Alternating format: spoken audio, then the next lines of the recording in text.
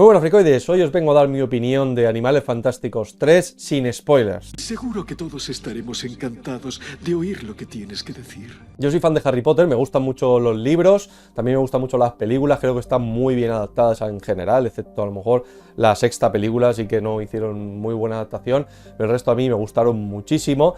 Y Animales Fantásticos, pues viendo el éxito que había cosechado la saga de Harry Potter en el cine, decidieron hacer una precuela, hacer 5 películas de Animales Fantásticos, ¿no?, ambientadas en el pasado, donde nos iban a contar, digamos, el combate más famoso de la historia del mundo mágico. Y esta saga pentalogía de películas no podía caer en mejores manos que en J.K. Rowling, la propia escritora de las novelas. Aquí se pasó a ser guionista, entonces, claro, estaba en muy buenas manos, ¿vale? Pero al mismo tiempo pecó un poco de inexperiencia, porque en las películas le faltaba a lo mejor un poco de ritmo y incluso parecía más el estilo narrativo que tenía la película, parecía más una novela que una película en sí. Entonces estas películas tienen mucho fanservice, pero al mismo tiempo J.K. Rowling se ve que descuidó algunos aspectos así puntuales y cambió el canon que los fans más acérrimos, los más extremistas, que seguían más el mundo mágico, ¿no?, de Pottermore, de algunas cosas que realmente son falta de explicación, que luego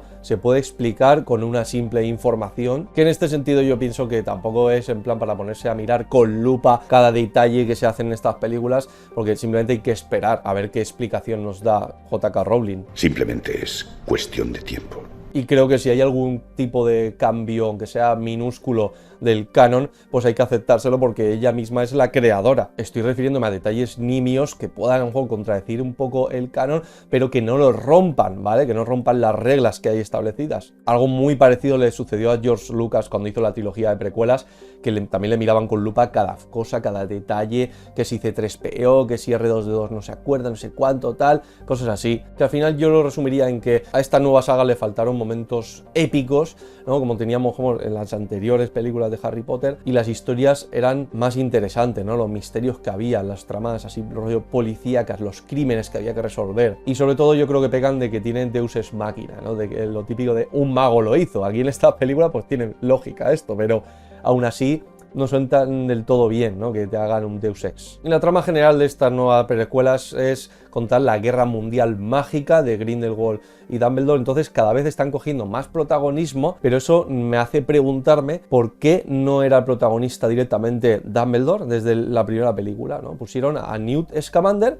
que es un magizólogo, que es muy interesante bajo mi punto de vista porque tiene ese poder que va más allá de los poderes mágicos que pueda tener, es que tiene una habilidad muy especial que es controlar a esos animales fantásticos, ¿no? Puede utilizar esas habilidades que tienen esos animales y siempre pillan desprevenido, ¿no?, a sus enemigos. Es un concepto muy interesante para acabar con un mago, o sea, súper poderoso. Le vas a atacar con animales que no sabes cómo enfrentarte a ellos, ¿no? No sabes qué hacer para acabar con esos animales que son a lo mejor inmunes a ciertos hechizos y tal. O sea, es un tema muy interesante y yo creo que está muy desaprovechado el personaje de Newt Scamander. Porque claro, yo me pregunto qué papel tiene preparado J.K. Rowling para Newt Scamander en el porvenir de estas películas. O sea, ¿por qué puso a este tío como protagonista, ¿no? Esa es una gran duda con estas habilidades que digo. Hasta el momento ha aparecido simplemente como una especie de MacGuffin, ¿no?, el protagonista MacGuffin, de que simplemente se iba como hilo conductor de la trama, como una especie de alivio cómico, ¿no?, algo para que la trama sea más amena y lo veamos así con animales y tal, y en verdad contándonos el trasfondo de la guerra mundial mágica y todo eso, que es un contraste de historias, ¿no?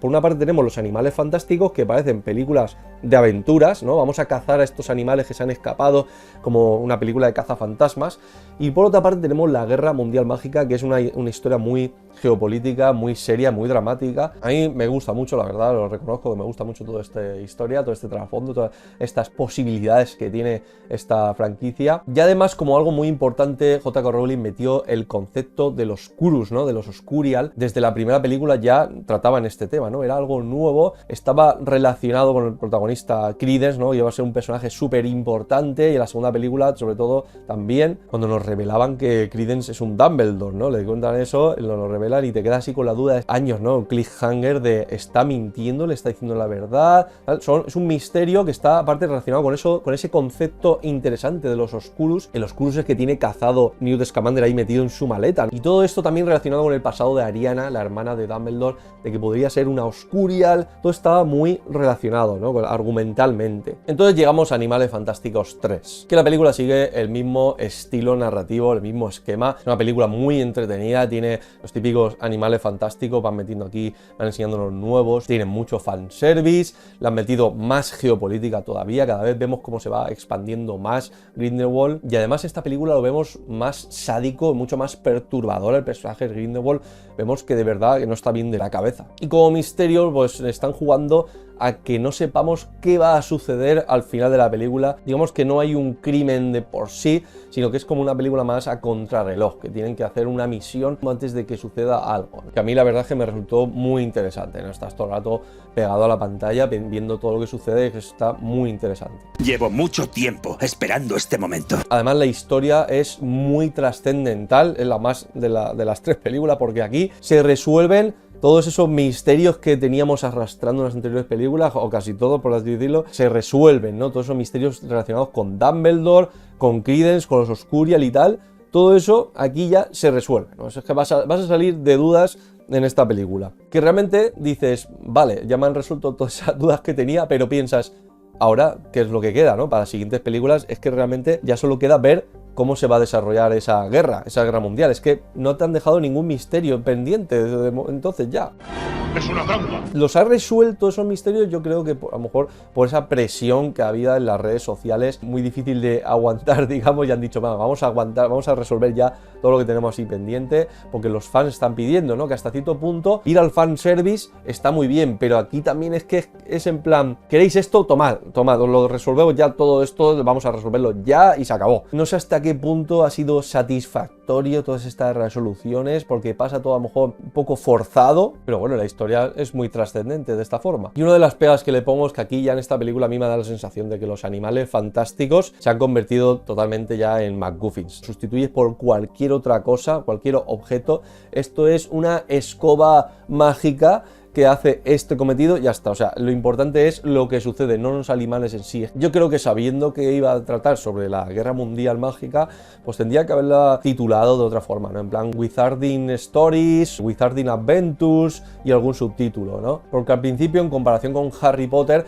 podíamos pensar que la saga nueva se titulase Newt Scamander y y el subtítulo. Pero es que con el paso del tiempo de las películas hemos visto que cada vez está cobrando más protagonismo Dumbledore, que comparten el protagonismo, pero es que eso, realmente ni es Newt Scamander, ni es Dumbledore, ni son los animales. O sea, aquí el protagonista es el mundo mágico, se podría decir.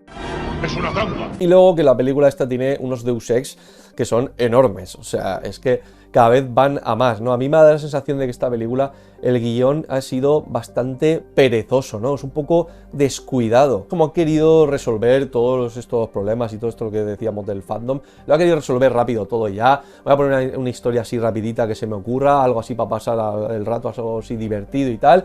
Pero es que eso, a mí me da la sensación de que está todo resuelto fácil. Y el peor error de todos es que ha pecado en uno de mis mandamientos, que es el que está relacionado con los personajes protagonistas y también los nuevos personajes, que dices, vale, a mí me gusta que metan nuevos personajes, es más, es uno de los mandamientos, ¿no? Es importante que metan nuevos personajes en cada película, pero lo que no puedes hacer es sustituir a los personajes que son importantes, los principales. Eso es un gravísimo error, ¿no? Es un pecado. Y no estoy hablando del recasting de Johnny Depp por Mads Mikkelsen, que por cierto me ha gustado mucho, está muy bien interpretado, este tío es una máquina actuando, que tampoco le han dado una explicación a esto a nivel argumental, una explicación mágica. Perfectamente J.K. Rowling, sabiendo que iban a hacer el recasting, podía haber metido un diálogo, que es una simple frase en algún momento de la película, explicando que sí, que él va cambiando del aspecto físico, porque lo hemos visto en la primera película, estaba interpretado por Colin Farrell, entonces es como que el personaje tiene esa habilidad o esa costumbre, se podría entender, de ir cambiando de aspecto por algún motivo, alguna explicación. Yo estoy hablando de personajes que desaparecen, como por ejemplo Nagini, que tenían mucha importancia con Credence, ¿no? Estaba muy unidos ellos dos, porque tienen esa especie de maldición, ¿no? Ella que se transforma en serpiente y luego él tiene ese Oscurus dentro que se transforma, ¿no? Que es un Oscurial y tal, tiene tenía esa conexión que aquí es un personaje que desaparece, literalmente. O sea, que dices, ¿y dónde está? ¿Y qué ha pasado? O sea, ¿qué pasa con eso ahora? Desaparecido. Al igual que Tina, que este sí que es personaje principal de las anteriores películas, personaje súper importante a nivel de canon del mundo mágico, es la mujer de Newt Scamander, que van a tener hijos y todo, y aquí es que desaparece, ¿no? Y es la jefa de los aurores de la Macusa, que habría tenido mucho más sentido a nivel argumental que estuviese en la misión junto a Teseus, que es el hermano de Newt, que es el jefe de los aurores, ¿no? De ahí de Inglaterra. Entonces dices, ¿por qué no está aquí? O sea, y en cambio tenemos a Yusuf, este personaje, un personaje secundario de la segunda película, que realmente es un personaje que no importa, que no interesa a nadie, que si no hubiese aparecido este personaje, nadie lo había echado de menos, que tiene un papel que yo creo que estaba pensado para Tina. Porque habría sido muy interesante ver a Tina en la situación de Yusuf, ver cómo interactúa con Queenie. ¿Cómo habría interactuado? Me refiero. Es que Queenie es un personaje muy poderoso, que lo vemos desde la primera película. Es una bruja muy poderosa, hay que intentar desestabilizarla de alguna manera, ¿no? Y por eso también tenemos al personaje de Jacob, de nuevo aquí en este grupo, ¿no? Es un personaje que probablemente también esté bastante desaprovechado, ¿no? Lo mismo que os he comentado antes de Newt Scamander, que yo creo que sus habilidades especiales es un personaje muy interesante, con muchísimo potencial. Pues con Queenie pasa exactamente lo mismo, ¿no? Tenemos una bruja que puede dar mucho de sí. Y luego nos meten una protagonista que es Lali, que es la copia totalmente de Hermione. Es que estaba viendo a Hermione totalmente con ella. Todo su rol, sus actuaciones es lo mismo que hubiera hecho Hermione. La Hermione adulta, digamos, habría sido este personaje, pero es que es la misma. Bueno, yo en resumidas cuentas diría que esta película a mí me ha gustado como fan, pero pienso que tiene muchas pegas, ¿no? El guión es bastante perezoso y yo creo que si tienen pensado seguir a este nivel, a este ritmo, lo mejor es que hagan una nueva película, una cuarta película, pero que sea la última. En vez de hacer 5, que hagan 4, que sea la última película, que acaben con la Guerra Mundial Mágica, veamos el famoso enfrentamiento de Grindelwald contra Dumbledore, que nos muestre J.K. Rowling lo que tiene pensado con Newt Scamander, con Credence, con estos personajes, que tendrá algo pensado, ¿no? Entendemos que seguramente que tiene que tener algo pensado, si no, ¿para qué los metes? ¿Y qué tal si no? Con el tema de los Oscurus y tal, todo eso, el Oscurus ese que lleva en la maleta Newt Scamander también, ¿qué ha pasado con él? Yo me inclino más a que cierren ya esta saga, como os he dicho, y a mí me gustaría muchísimo más ver unas nuevas películas con Harry Potter siendo Auror y resolviendo crímenes así súper interesantes, mágicos. Incluso viendo lo bien hecha que está la serie de Cobra Kai, a mí me encantaría que hiciesen algo parecido, incluso películas, con Draco Malfoy. Sayonara, baby. Y hasta aquí el vídeo de hoy. Si te ha gustado, déjate un gran like para apoyar el canal. A ver si llegamos a los 8 likes por lo menos. Muchas gracias por ver el vídeo. Nos vemos en el futuro y buen destino.